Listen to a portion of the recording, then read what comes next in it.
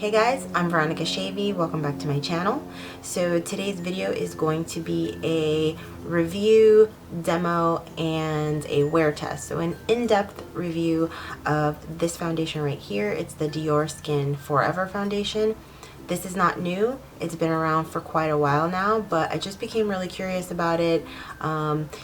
The claims for this foundation are pretty amazing. It's supposed to be long wearing. It's supposed to perfect the skin, so kind of blur the appearance of pores and make your complexion look more lively. It's also supposed to be really long wearing. Dior calls the formula for this foundation an active matte. So it's got like these two different types of powders, one to help blur, one to help fill in pores, and then it's also got several different types of polymers in it that make it a very elastic type of formula, or it allows it to kind of move with you throughout the day so that you don't get any of that breaking up that happens with other foundations. So I wanted to kind of put it through the test with you guys and take you guys with me throughout the day so that you can see, number one, how it applies here now, and then how it wears throughout the day. I'm actually going to have a pretty active day. We're taking the baby out for like an outdoor springtime event so that she can kind of hang out with other kids and, you know, spend the day outside. So we will really put this guy to the test. Now, I have been wearing this foundation for about a week. I like to do that and kind of give it a really good test before I come on camera and talk to you guys about a foundation, because I want to give you the best review possible. So I will share with you guys now a little bit more information about it. Obviously, as you can see, the bottle is very luxurious. It's Dior, so it's also a pretty expensive foundation. It's about $50. The packaging is this nice kind of matte glass packaging, which is really pretty, and then it does have a pump. So as far as the packaging, it's amazing. It's very hygienic. I like this a lot. I'm using the shade 031, which is sable sand, and alright, but I am going to go in with the new Tarte Brighter Days moisturizer. I've used it a couple of times and it feels really nice on the skin. It's supposed to be like illuminating, which you can see it is. And I look like a wet chicken today because I just showered and washed my hair.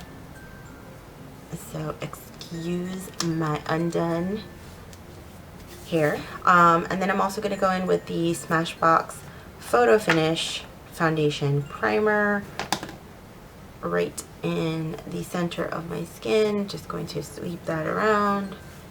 So I'm just using, this is 2 pumps of the foundation on the back of my hand. It's not a super fluid consistency, it's right in the middle. And now I'm going in with the brush. By the way, Dior does recommend using this foundation with a brush, and they also recommend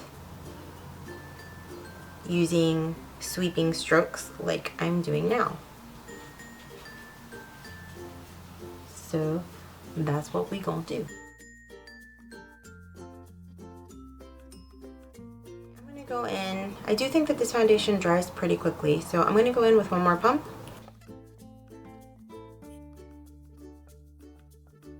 Do the same thing on the other side, but this time using a beauty blender. So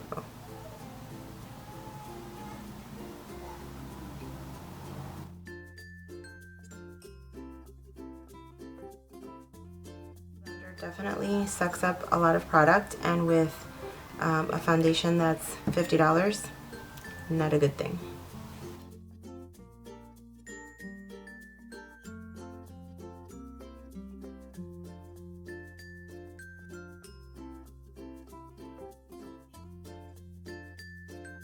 Okay, so that was 3 pumps on this side with a brush, and then 3 pumps on this side with a beauty blender. With the beauty blender, you can definitely see areas like of the pouncing. I don't know, I just don't like it. I feel like with the brush, it definitely is better.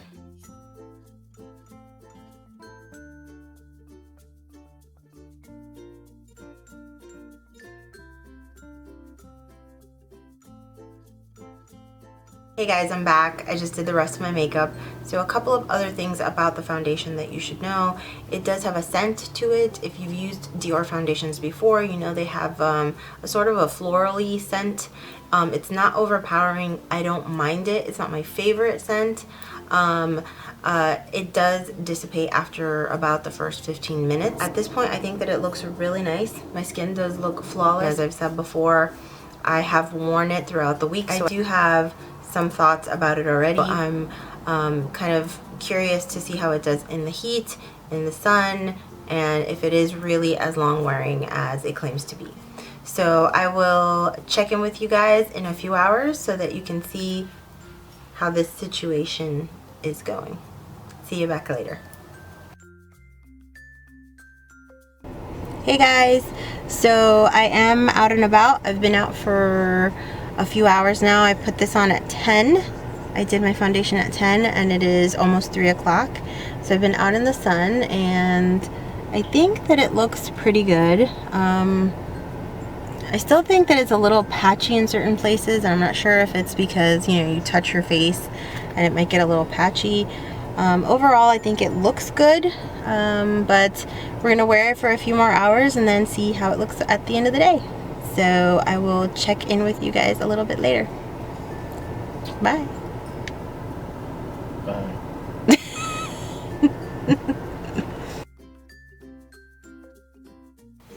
Hey guys, I'm back with my last check-in of the day for this wear test. So it is now almost 8 o'clock. Yep, 7:52.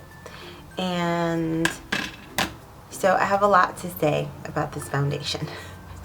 I had big hopes, high hopes for this foundation, and like I told you guys at the beginning of the video, I have been wearing it for the entire week. And I have tried it with different brushes, I've tried it with different primers, and I just don't think that this foundation is worth the $50, the hefty $50 price tag. And I'll tell you why. This foundation is very drying on my skin. So for someone with dry skin, this is not a good foundation. It makes my skin look, I feel, very powdery. It doesn't really look like skin in my opinion. And not only that, but it actually feels drying to my skin. So my skin feels tight and dry when I have this on. It also oxidizes. So I think that's what adds to that patchiness that I was talking to you about before. Initially, when I first put it on, there did not appear to be any patchiness. And the color, although it was slightly darker than what I would like, it was a good match. I would call it a good match. But after a few minutes, it starts to oxidize, and the oxidizing for this specific foundation is very, very orange in tone. And so again, I feel like that adds to the patchiness. So for all of those reasons, I'm gonna have to say that this foundation is a pass for me. I would say that a foundation that is similar but better would be the L'Oreal Pro Matte. I think that that foundation is incredible. It does not get patchy, it does not oxidize, it absolutely lasts a longer time than this foundation does.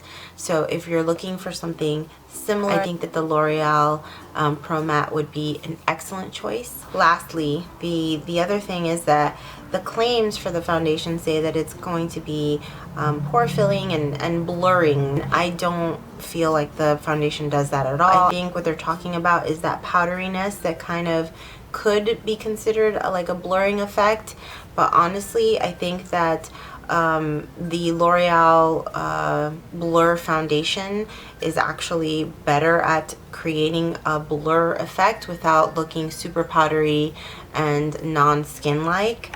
So that's it, guys. Those are my thoughts on the Diorskin Forever Foundation. I really wanted to like this product. I wanted it to be like magical and blur my skin and all of those amazing things that we talked about before, but it just didn't do it for me. So if you guys have questions, if there was anything that I forgot to talk about with this foundation, please leave me your questions down below. I am more than happy to answer them. And yeah, or just stop by and say hello. Alright guys, that's it for today's video. Thank you so much for watching, and if you haven't subscribed, make sure that you click on that subscribe button and that little bell so that you get notified whenever I post new videos. I love you guys, and thanks for watching. Bye!